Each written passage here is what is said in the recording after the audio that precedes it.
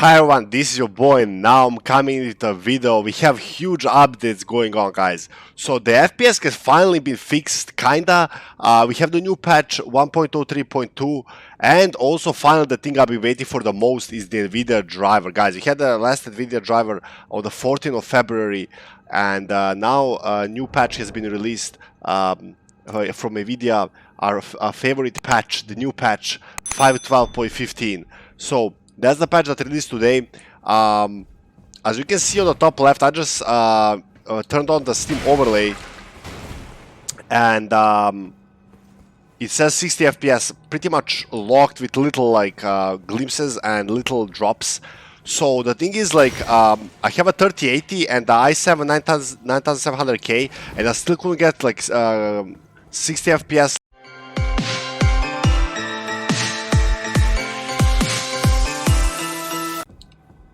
So as I said, I did this counter on the top left with the overlay just to show you the FPS in game. I would advise you to actually, if you're on Steam, to actually shut that down because it causes some stutters. I also have some advice for you guys later on how to actually like optimize your FPS in game. It's really a shame that with so what you want to do is actually go to like settings and just disable this Steam overlay in game, right? So that's what you want to do. But I just wanted to show you that you can get 60 FPS now constantly kind of in game if you're like kind of in a stable game. And it's really a shame. I have a 3080 and i7 9700K, as I said, and like I still cannot run it in like full 60 FPS. I have had my doubts about like Nvidia patch not being good for the current game, but there's some threads on Reddit that like actually it's like DX12 not interacted correctly, with Windows and things like that, and it's from software's fault. I was waiting for this patch for almost a month and a half. I thought like Nvidia patch will fix it a little bit, and it did kind of fix it. I think I want to say I did my final university work for engineering, streaming and OBS. So did the comparative analysis of like different bit rates and different like different presets for like encoder and encoding. So I pretty much have some of my data from before this patch and also the Nvidia driver, because I had my honest like hopes that like Nvidia patch will fully fix it. There's still some stutters when you go on the horse, but as you see, like we're getting a 60 FPS on a PC version, which is kind of like very hard to do. Like there's some people who did like the videos about like the stuttering being caused like by GPU timing, so I won't repeat what they said, but some of things that I can say is that like it's been improved a little bit, and also that I was really hoping that Nvidia driver would actually fix some of the graphic issues. So another thing, I'm just like rambling on. I want to get a quick video out for you guys, and I don't have the time to do another recording. I'll do another video probably tomorrow comparing the FPS from before and now. Another thing I want to show you is my actual settings for my mouse and keyboard. If you're a masochist like me, man, I know everybody's gonna, oh, but you should play this game with a controller, man. Bro, but I know like 90% of people play with controller. But guys, you have to remember, like 15 years ago, I know we're not 15 years ago, everybody played the mouse and controller. Used to play on controller only like Mortal Kombat, PES, and like FIFA. So there are some people that want to play on mouse and keyboard. So before I tell you about another setting that I want to point out, except like turning off your Steam overlay, you want to go to Nvidia control panel really fast. Okay, this is definitely gonna improve your graphic settings, which is really a shame that they don't care about PC gamers. And I think we should spread the awareness about like them just not giving a shit about us and kind of like treating us like the ugly girl at the dance and not fucking with us. So. So what you want to do is turn the vertical sync. Usually, for me personally, I don't use vertical sync. I don't care about it. It was off.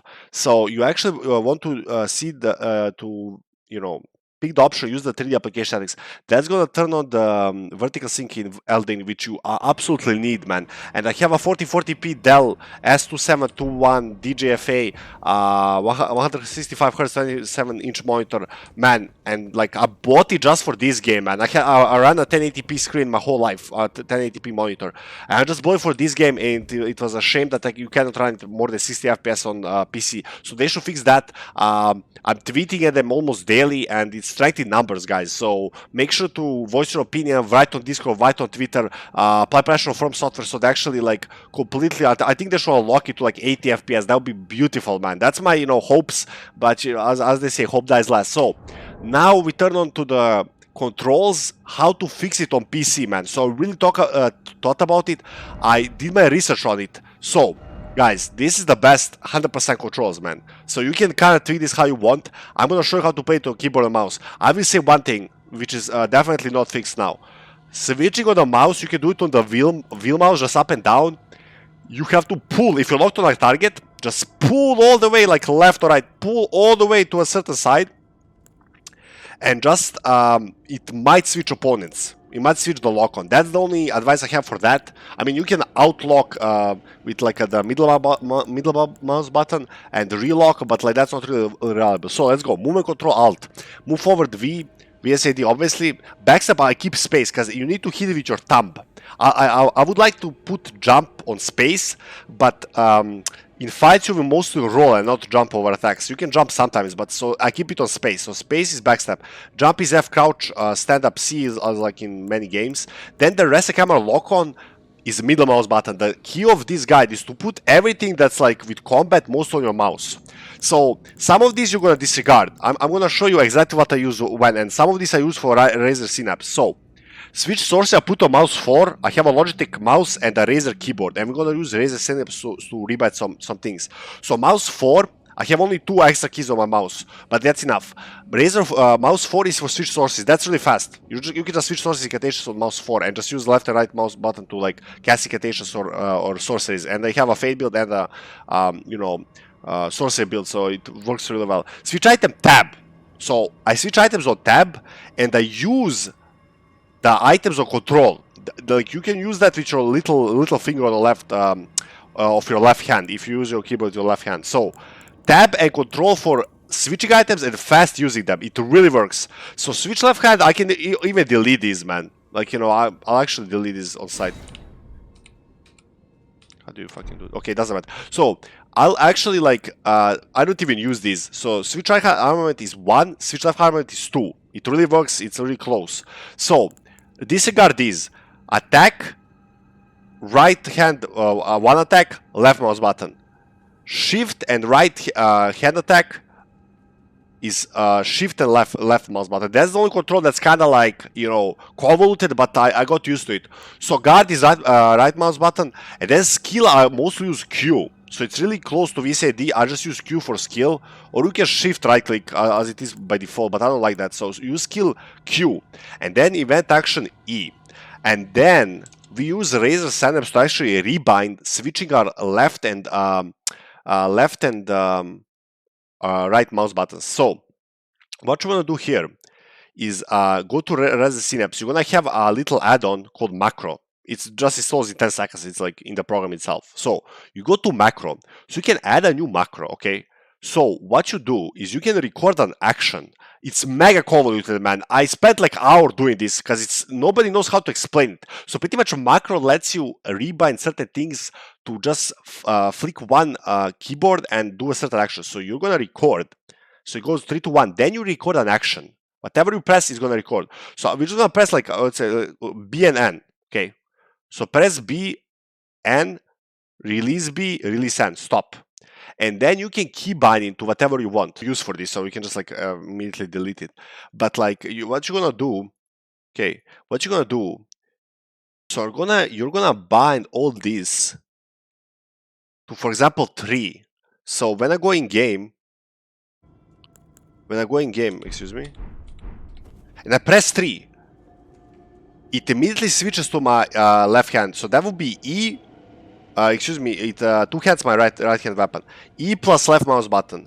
And by this I can just do it with just pressing 3. So it's 1, 2 for switching weapons, and then you can just press 4, for example, and the two-hand your left-hand weapon. So that's how you can do. You can also like rebind your skill if you really don't use like a combination of like,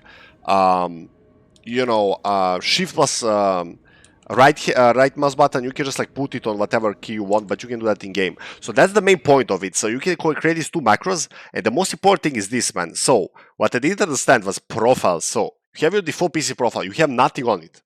On this one, you have no macros, and then you make like an Ender ring profile, and then you can do like link games here, and you can add another game that's gonna be linked to this profile. Okay, so when you turn up this game, it's gonna be Elden Ring profile by default. When you open this game, it's gonna be an Elden Ring, and you just make sure that when your keyboard is like your keyboard default profile is the default one. So when you type, it's because the issue is like when you type, for example, let's say like you wanna type something, okay? Let's say you wanna type something 3434, but if you would do this with like the Elden Ring profile, it would actually type E plus left mouse button. It would actually trigger E. So you have to keep this default profile for just in case that the game itself would interfere with your other work. So it only triggers the macros and the Elden Ring profile when you're inside of the game, man. So and when you're outside the game, you can just like use non-macro keys, man. So that's pretty much it, boys and girls. As you can see, 60 FPS, baby. I think it should be 80, in my opinion, man. Like, From Software, stop your game up, man. Love you, boys and girls. I'm out.